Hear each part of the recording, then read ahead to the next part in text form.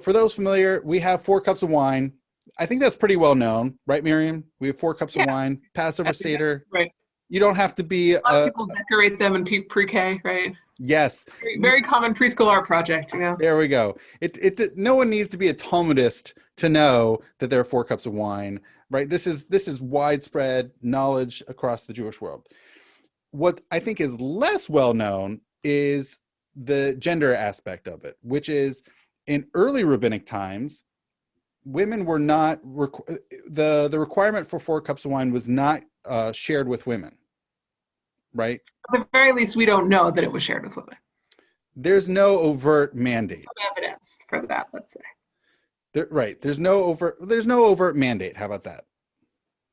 Okay. I'm going to stick with there's no evidence, but it's fine. Okay.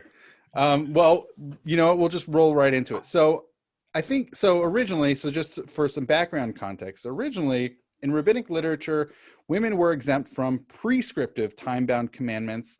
And as we see in Mishnah Kedushin 1:7 for those keeping score at home, which is that all of these women are exempt. Men are obligated, women are exempt. However, this brings us to our topic.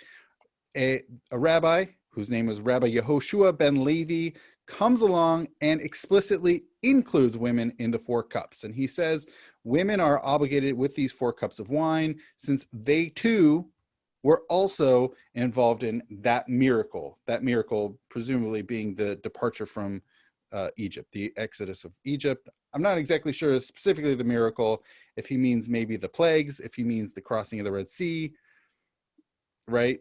It could be a bunch of things. Well, I think that's kind of interesting, actually. Like, how do you understand what women were included in? Are they included in the sort of like mortal danger and then salvation, right? The miracle of the salvation, or is it talking about women's role in specific events leading up to that? Like many of us may know that women play a very important role at the beginning of the book of Exodus, right? And sort of saving Moses. Right, so, Shifra and Pua and others, right? In the first chapter of Exodus. And then saving Moshe and things like that. So it's sort of an interesting question whether he's talking about women just sort of being part of the Jewish people, the Jewish people was saved, or he's talking about the actions of specific women. Right.